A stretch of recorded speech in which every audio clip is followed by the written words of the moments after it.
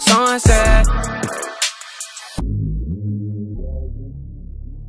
Hey, what's going on, everybody? Thank you for tuning in to my channel. It's your girl Nesha here. Listen, y'all, we are going to go ahead and do the word around town here. There are quite a few things that I want to talk about. I'm not going to be too long-winded. I didn't bring a whole lot of receipts. I will have screenshots up here, but I did not bring a whole lot because I just did not have the time to do so. First of all, I did 2 parts to the R.Kelly, the Surviving R.Kelly series. I only did a review of 2 parts. The second part, I was really pissed off because it really proved my first part when I said that all these people were failing they were failing R.Kelly, they were failing these girls, and it's just way too damn much. So when it came to the third one, I was even more pissed off because that one seemed, when the girl, I can't remember her name, but her mom rescued her from the hotel, and I was like, okay, that shit looks scripted as hell.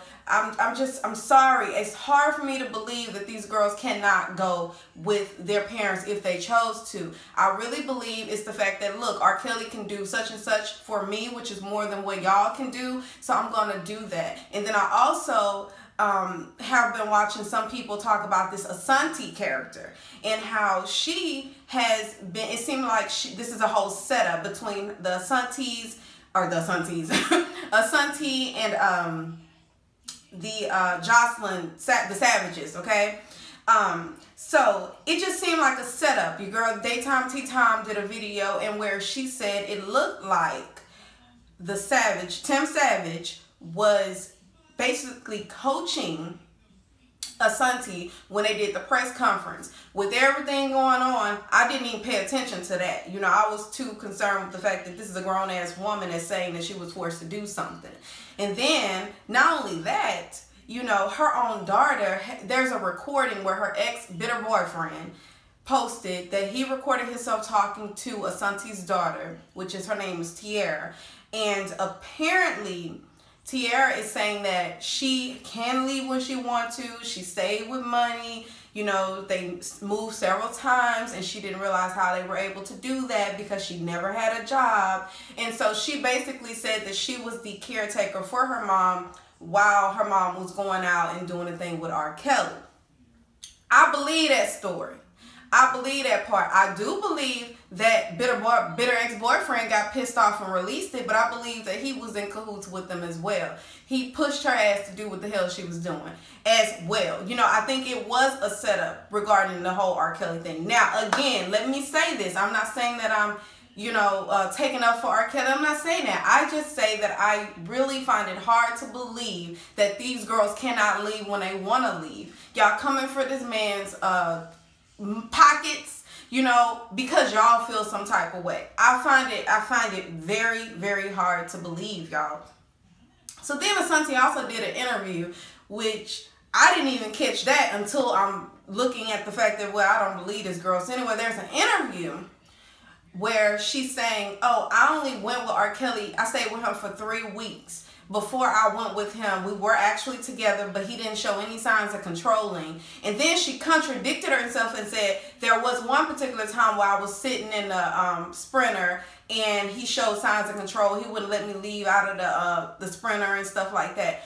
If this man is showing you signs of, first of all, you said he didn't show you signs before he moved in, and then you said that he did because you sat in the damn van and you were not able to leave until he told your ass that you could leave. You had to sneak and go use the restroom. So first of all, you contradicted yourself. Secondly, you say that your kids were away with family while you were staying with him, but then your own daughter said no, you would be with him all the time, and she was the one that would take care of them. You would like send text messages here and there and say, don't forget to do this, that, and the third. So I find it hard to believe the Savages right now, Asante right now, and I'm really side-eyeing the hell out of the rest of the people that are on there. There was they had this Facebook group page, which I think has been taken down since, but when it first came up, I did do a screen recording and I'll put it up here. But they were basically saying how they were basically, the point of the page was to expose the lies that these girls were telling on R.Kelly. So it's just it's just like team too damn much, y'all. It's team too damn much. And that's why I stood on what I said. I'm not going to sit there and just believe you just because the rest of the world is believing you, if that makes any damn sense. That's how a lot of y'all found me, because my opinion was not of the popular opinion. So with that being said, you know, I really, if there are any girls that are actually under his control, I really hope that they are able to leave if that is the case. But given the fact that these women are coming out and they're being exposed, and even the, what's the girl? The one that says she's suing R.Kelly because he has herpes and stuff like that. They even had pictures of her, and I think I have that too. If I do, I'll put it up here. But they even had pictures of her showing herself and everything, but you were so concerned. And you know, I'm sorry, y'all. It's just hard for me to believe the bullshit that they're trying to feed me. I'm sorry. I don't digest bullshit. I'm sorry. All right, so now R.Kelly's kids are also coming out because they are coming out of hiding. They're like, look, I have allowed my daddy to do X, Y, and Z for the very longest. I don't want y'all to think that I am supporting what he does. I want y'all to know my name is not attached to any of that. And so they're coming out to speak their piece on their dad. I think they're coming out now because they're pissed off at their dad, because their dad allowed them to struggle for years and did not help or assist with any type of thing. Has not went to, apparently they haven't seen their daddy in years.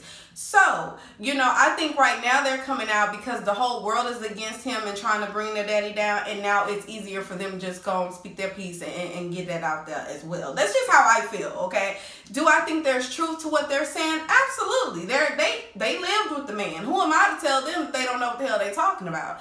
But do I feel like the intentions were to come out and to staying with the girls? Absolutely not. I think they're pissed off at their daddy, and so it was easier for them to come out at this time.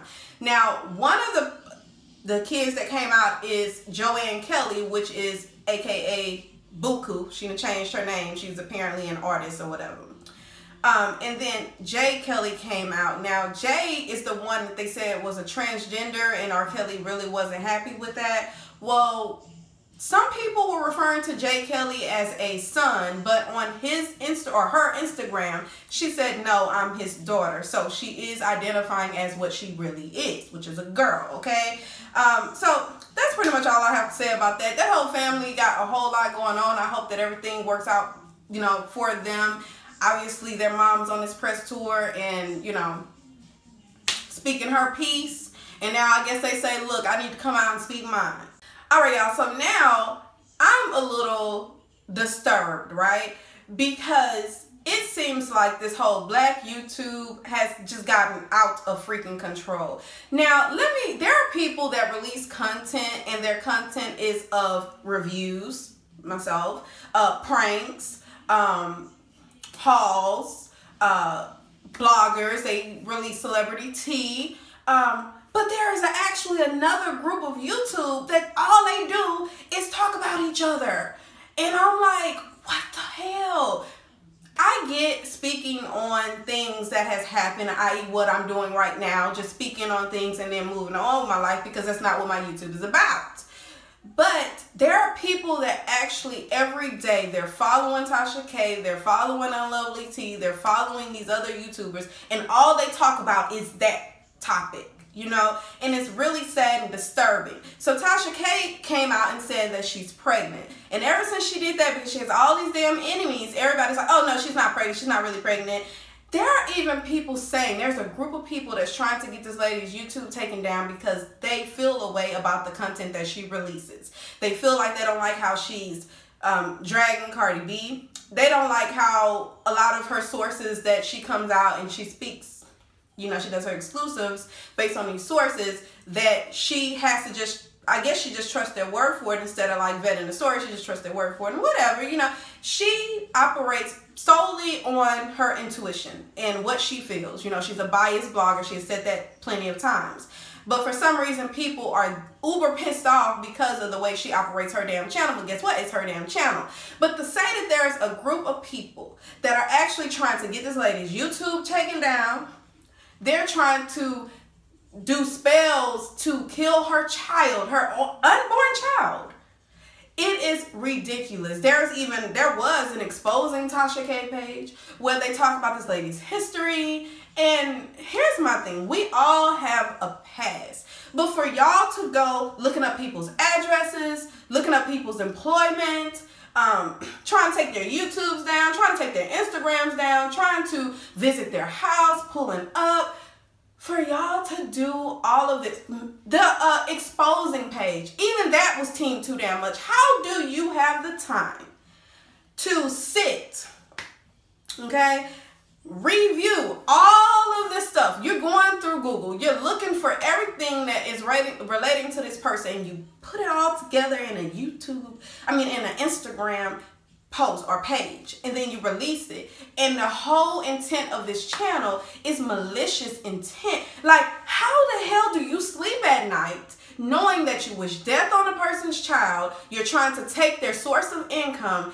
and that you know what this person stays and what this person does? Like, I don't understand how people feel okay about that. But let me let you know something. It's sick as hell, and I do watch a lot of these YouTubers. I will not say their name because I'm not giving nobody that type of attention. But I will say I do watch the shit because I'm looking to see, well, this motherfucker is a damn train wreck waiting to happen. You know, it's really sad, y'all. So prayers up for TashaK and all the other people, even the ones that are against her right now.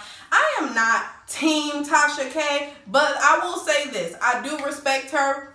I respect what she does. I do comment on her stuff. I do hit the wine glass every now and then. But that's because I like what she brings. I like what Lovely T brings. And I even like what some of these other YouTubers bring when they're not doing stuff like this. Khia right now is really pissed off with City Girls and this quality control P. Now apparently City Girls is sampling her My Neck, My Back, and they did not give her credits, nor did they give her a check. And she's pissed off about that. She has showed receipts of where other people that have sampled her music have put her as a writer, and also, as they should, because she is the damn writer of the song, and they have also provided her coins for sampling her music. Now, Quality Control P comes out and he produces receipts where he has paid 3 different people. I don't know how that whole music thing operates, but he paid 3 different people regarding, I guess, the producer. I don't know. It was of the producer, somebody else, and then it was somebody on behalf of Khia. So Khia is making her video. She's like, look, I never got that money. You didn't talk to me personally. You didn't send me a check. So what I'm telling you is you're using my shit without my permission. And she's pissed off, as she should be. And then they respond and say, well, you need to take it up with the people that we paid. Let me tell you something real quick how I feel about that. I think it's a bunch of bullshit. And this is why I feel like that. Because this lady is the writer of the song, and she comes out and she tells you, look, I'm telling you, you didn't speak with me, you did not pay me, and you did not ask me if it's okay for you to sample my music. I have let other people sample my music, so this is not me saying I don't want nobody to use my shit. This is me saying you have not asked me, you have not paid me, and you didn't even attempt to reach out to me. And the person that you're paying that says on behalf of Khia, that person is not even affiliated with me. So for you as a professional to reach back out to me and say, well, I need to get with them, first of all, you handled that shit all wrong. So how I feel about it, I definitely agree with Khia on this one. They were wrong for that. And it's really sad because at the end of the day, you couldn't even be original because you're sampling her music, which is already out there. People loving her shit. Still going on to this day. So I just feel like I'm with Khia on this one. So Netflix is apparently coming up with some type of special software to where they can see how many times you have shared your password. I have a problem with that because it ain't none of your damn business. Now, granted, you may not be getting paid because this one person with this one profile or account is sharing it to various people. But here is my thing. How do you know I don't have like 15 people in my house and all of them have the password and we're all sharing it? Like, I just feel like you're being too freaking, first of all, you're being too damn greedy. Just leave the shit how it is. You don't need to control how a person shares their password because you don't know if it really is truly shared to people that are supposed to have it? Like, are you going to get it to where a lot of these other people have, where it's an individual account, and to have more of an account, like to have other profiles, you have to pay a little bit more money? I don't know what they thinking about, but I think Netflix need to just mind their damn business and just move on. Y'all done got one damn hit with that damn with the Bird Box, and y'all just feeling y'allself. So now you're gonna get in everybody's damn business. Mind your own, okay? So last but not least, Juelz and Kimbella actually tied the knot. They are married. I'm so happy for them, especially because, you know, he will be going away really soon. So I'm just happy that they were able to do it finally. You know, he put a ring on it. Now they're married and they can go on with their life. I don't know when he's actually leaving to do his time, but I'm just really happy that they got that out the way. With that said, y'all, thank you so much for tuning in to Word Around Town. I think this is episode 2. I'm going to just start putting the number in the title because eventually I'm not going to remember which episode we're on. But I do want to thank you guys for watching. Go ahead and put your comments and suggestions down below. Also, subscribe if you are new here with the bell so you're notified every time that I release. And until next time, y'all, bye.